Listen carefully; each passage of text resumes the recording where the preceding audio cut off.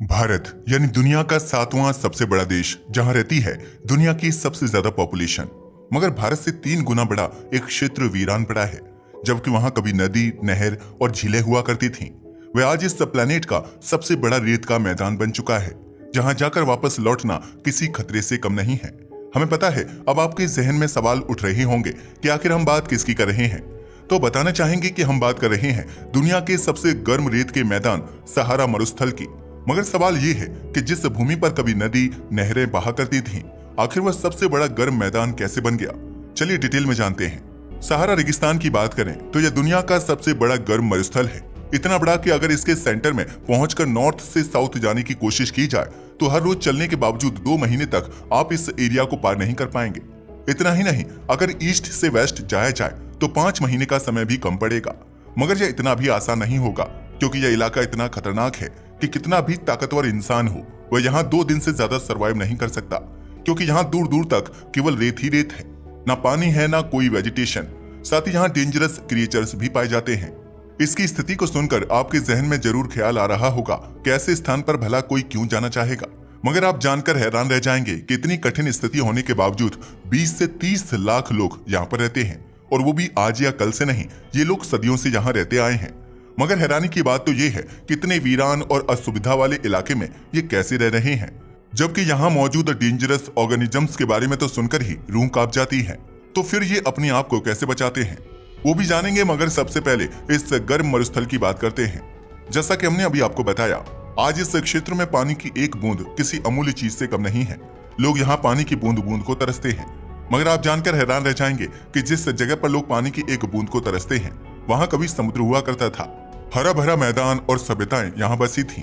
आज भी रेत के नीचे एक पूरा का पूरा समुद्र दबा हुआ है। मगर अफसोस, पानी होने के बावजूद यह जगह इतनी सूखी है। लेकिन सवाल यह है कि इतनी टेक्नोलॉजी के बावजूद भी आखिर यहाँ के लोग पानी की एक एक बूंद को क्यों तरसते हैं? ये समझने के लिए आपको इतिहास में पीछे जाना होगा। सहारा रेगिस्तान लगभग 92 लाख वर्ग किलोमीटर में फैला हुआ है। इसकी विशालता का अंदाजा आप इस बात से लगा सकते हैं कि भारत जैसा विशाल देश इसमें 3 बार पूरी तरह से समा सकता है। तभी तो यह 11 देशों में फैला हुआ है। इसने अफ्रीका के अधिकांश हिस्से को कवर किया हुआ है।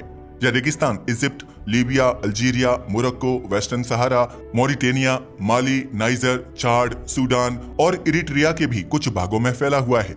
यह मरुस्थल इतना खतरनाक है कि 11 देशों में फैला होने के बावजूद कोई बॉर्डर तक नहीं है। मरुस्थल में चलते हुए आप कब एक देश से दूसरे देश पहुंच जाएंगे, आपको पता भी नहीं चलेगा। हालांकि आज भले ही यह रेत का मैदान है, मगर हजारों साल पहले यह एक हरा भरा इलाका हुआ करता था। नदियों, नहरों और हरे भरे जंगली घास के मैदान यहाँ मौजूद हुआ करते थे, जिसमें जिराफ, हाथी, शेर जैसे बड़े बड़े जानवर रहते थे। और इंसान ने खेती के बल पर यहाँ बड़ी बड़ी सभ्यताएं बसाई थी।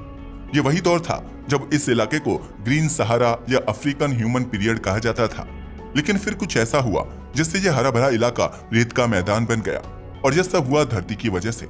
असल में धरती, जो सोलर सिस्टम का सबसे अनोखा ग्रह है जहाँ जीवन मौजूद है, यह हर 20,000 साल में खुद को थोड़ा थोड़ा चेंज करती है। धरती के झुकाव यानी एक्सियल टिल्ट में बदलाव आता है, और इसकी वजह से मॉनसून की दिशा भी बदलती है। और आपको तो पता ही है कि मॉनसून ही किसी क्षेत्र का भविष्य तय करता है। जब मॉनसून सहारा तक आता था तो अफ्रीका में बारिश होती थी और हरियाली बनी रहती थी। लेकिन लगभग 5,000 से 6,000 साल पहले कुछ ऐसा हुआ जिससे मॉनसून ने अपना रास्ता बदल लिया। सहारा में बारिश आनी बंद हो गई। इसके लेक और तालाब सूखे, फिर बड़ी बड़ी नदियां और फिर बड़े बड़े पेड़ सूखने लगे, और यह पूरा इलाका रेगिस्तान बन गया। एक हरा भरा जंगल धीरे धीरे मौत के रेतीले टीलों में बदल गया। यह प्रक्रिया हजारों सालों तक चलती रही और पूरा इलाका रेत का समंदर बन गया। हालांकि यह बात सच है कि चारों ओर केवल रेत ही नहीं है, मगर जो भी है वह पूरी तरह से वीरान है। सूखे रेत के मैदान के अलावा यहाँ पहाड़, पत्थर और कुछ जगहों पर चट्टान भी दिखाई देती हैं। अब सहारा एक ऐसी जगह है जहाँ हर कदम पर चुनौती मौजूद है। लेकिन यहाँ कुछ जगह ऐसी भी हैं जहाँ जाना मौत को दावत देने जैसा है। एक ऐसी ही जगह है टेनेरे डेजर्ट। अगर इसकी बात की जाए तो यह नाइजर के आसपास के इलाकों में फैला हुआ है और दुनिया का सबसे निर्जन इलाका माना जाता है। इसका अंदाजा आप इस बात से लगा सकते हैं कि हजारों किलोमीटर तक यहाँ न पानी है और न ही कोई इंसान। यहाँ केवल रेत ही रेत है। अगर कोई इंसान यहाँ फंस जाए तो पानी के बिना वह कुछ घंटे भी सरवाइव नहीं कर पाएगा, क्योंकि यहाँ का तापमान हमेशा 50 डिग्री सेल्सियस से ऊपर ही रहता है। वैसे कुछ समय पहले तक यहाँ एक पेड़ हुआ करता था जिसे दुनिया का सबसे अकेला पेड़ कहा जाता था, ट्री ऑफ टेनेरे। मगर अफसोस, यह पेड़ भी एक शराबी ट्रक ड्राइवर की भेंट चढ़ गया।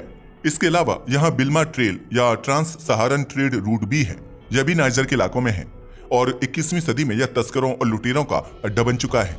यहाँ खुलेआम वेपन्स एंड नारकोटिक्स की स्मगलिंग होती है, मगर यहाँ जाना मौत को दावत देने जैसा है, क्योंकि ये लुटेरे इतने ज्यादा ब्रूटल हैं कि किसी को भी जिंदा वापस नहीं आने देते। कुछ ऐसी ही जगह हैं टिबेस्टी माउंटेन रेंज। यह सहारा का सबसे ऊंचा इलाका है, मगर यहाँ मौजूद हैं एक्टिव वॉल्केनोज जो हर वक्त खतरनाक बने रहते हैं। यहाँ के ज्वालामुखी और उबड़ खाबड़ रास्ते इतने खतरनाक हैं कि इन्हें स्मगलर्स एंड रेबल्स ने अपना घर बना लिया है। जहाँ किसी भी देश की कोई सिक्योरिटी व्यवस्था नहीं है, तभी तो अगर कोई मुसीबत आई तो मदद मिलना लगभग नामुमकिन है। और यह तो बस ट्रेलर है। अफ्रीका में ऐसी बहुत सारी जगह हैं जहाँ जाना खतरनाक होता है। एक ऐसी ही जगह है अल्जीरिया और माली का बॉर्डर एरिया। यह इलाका बेहद खतरनाक है क्योंकि यहाँ आतंकवादी संगठन सक्रिय रहते हैं। यहाँ अल कायदा जैसे संगठन खुलेआम अपहरण, डकैती और तस्करी की घटनाएं करते रहते हैं। कई विदेशी बैकपैकर और एनजीओ वर्कर्स यहाँ से लापता हो चुके हैं, जिसकी वजह से यहाँ कोई भी जाना नहीं चाहता। ये तो कुछ भी नहीं, यहाँ लीबिया के रेगिस्तानी इलाके भी कुछ ऐसे ही हैं जो तस्करों और हथियारों के सौदागरों के लिए जाने जाते हैं। इनफैक्ट यहाँ पर तो कई जगहों पर माइन फील्ड्स भी बिछाई गई हैं जो लीबिया के पुराने युद्ध में इस्तेमाल की गई थीं और आज भी ये वैसे ही बिखरी पड़ी हैं। सहारा में वैसे तो कई जनजातियां निवास करती हैं, लेकिन इनमें सबसे ज्यादा खास जनजाति का नाम लिया जाए तो वो है तुआरेग। तुआरेग को blue people of the Sahara भी कहा जाता है क्योंकि ये नीले कपड़े पहनते हैं और इन कपड़ों का रंग उनकी बॉडी पर भी लग जाता है, जिसकी वजह से वे नीले दिखाई देते हैं।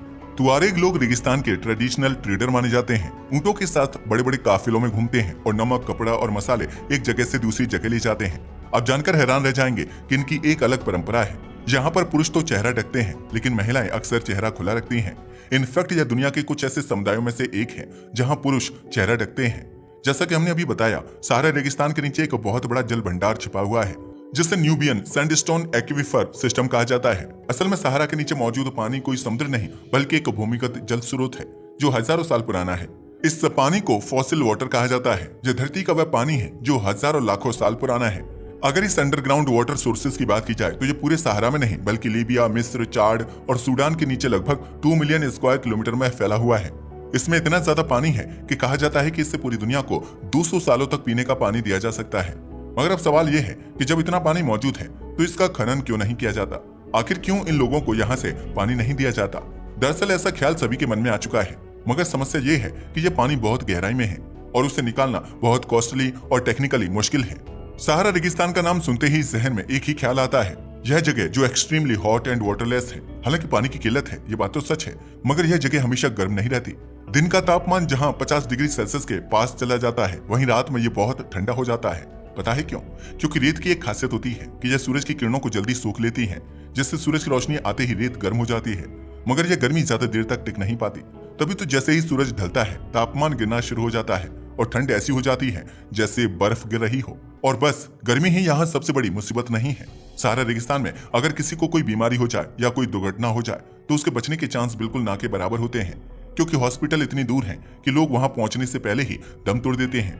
मगर फिर भी इस तपती जमीन में केवल इंसान ही नहीं बल्कि कुछ ऐसे जीव भी पाए जाते हैं जो अपने आप में बेहद खास हैं, जिसका एक एग्जाम्पल है death stalker scorpion. Death stalker की बात की जाए तो यह किसी चलते फिरते राक्षस से कम नहीं है। यह सिर्फ 4 इंच का होता है। दिखने में तो छोटा और सामान्य लगता है, मगर यह बेहद खतरनाक होता है। इसका जहर नसों में आग की तरह तोड़ता है, दिल की धड़कन तेज हो जाती है और अगर तुरंत इलाज ना मिले तो कुछ ही घंटों में सांस रुक जाती है और मौत हो सकती है। साथ ही यहाँ देखने को मिलता है सैंड वाइपर। सैंड वाइपर एक जहरीला सांप है जो रेत में छिपा रहता है। इसका रंग रेत की तरह होता है, इसलिए यह दिखता नहीं और मौका मिलते ही अपने शिकार पर हमला कर देता है। इसकी स्पीड इतनी ज्यादा है कि तेज से तेज दौड़ने वाला इंसान भी इससे आगे नहीं निकल सकता। सहारा की रात में जब पूरा रेगिस्तान शांत हो जाता है तब अचानक यहाँ एक आवाज सुनाई देती है, अजीब सी हंसी की तरह।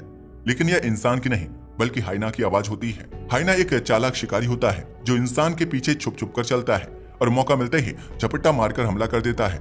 हाइना अकेले भी हमला कर सकता है, लेकिन जब वह झुंड में आता है तो कोई भी शिकार बच नहीं सकता।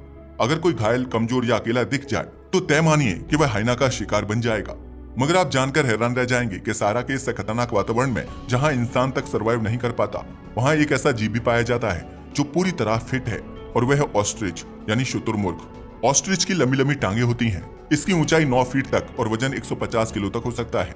एक ऑस्ट्रिच का वजन इंसान से भी ज्यादा होता है। हालांकि ऑस्ट्रिच उड़ नहीं सकता, लेकिन इसकी स्पीड इतनी ज्यादा होती है कि यह 70 किलोमीटर प्रति घंटे की रफ्तार से दौड़ सकता है। इनफैक्ट रेत के तूफान भी इसे रोक नहीं सकते। यह इतना ताकतवर होता है कि अपनी एक किक से लोगों की हड्डियां तोड़ सकता है। इसके अलावा यहाँ देखने को मिलता है डेजर्ट टर्टल। डेजर्ट टर्टल सहारा की भीषण गर्मी और पानी की कमी में भी आसानी से जिंदा रह सकता है। ये ज्यादातर दिन के समय छांव में या फिर जमीन में बिल बनाकर रहते हैं ताकि गर्मी से बच सकें और रात को बाहर निकलते हैं। ये महीने तक बिना पानी के रह सकते हैं और जब पानी मिलता है तो ये अपनी बॉडी में पानी जमा कर लेते हैं। रेगिस्तान में जीव तो फिर भी सर्वाइव कर लेते हैं, लेकिन यहाँ चलने वाली आंधियां, जिन्हें हैबूब कहा जाता है, इतनी तेज होती हैं कि कुछ ही मिनट में पूरा आसमान धूल से भर जाता है। जैसे ये आंधी आती है, अंधेरा छा जाता है और हर चीज धुंधली हो जाती है। सारा की धूल कितनी खतरनाक और असरदार होती है, इसका अंदाजा आप इस बात से लगा सकते हैं कि जहां से उठने वाली धूल हजारों किलोमीटर दूर अमेज़न जंगलों और यूरोप तक पहुंच जाती है। यानी सहारा की एक आंधी पूरी दुनिया की हवा को बदल सकती है। यही नहीं, सहारा में कुछ दुर्लभ उल्कापिंड यानी मीटियोरॉइड्स भी पाए जाते हैं, जिनसे हमें धरती और अंतरिक्ष के इतिहास के बारे में जानकारी मिलती है। इसके साथ ही सहारा रेगिस्तान अपने धूल कणों को अमेज़न के जंगलों तक उड़ाकर ले जाता है, जिससे वहां की मिट्टी को फास्फोरस जैसे पोषक तत्व मिलते हैं और इंसानों को ताजी हवा। तो आपका सहारा रेगिस्तान के बारे में क्या ख्याल है? अपनी राय हमें कमेंट करके जरूर बताइएगा। अगर आपको हमारी वीडियो पसंद आई हो तो इसे लाइक करें और हमारे चैनल को सब्सक्राइब करना ना भूलें। धन्यवाद।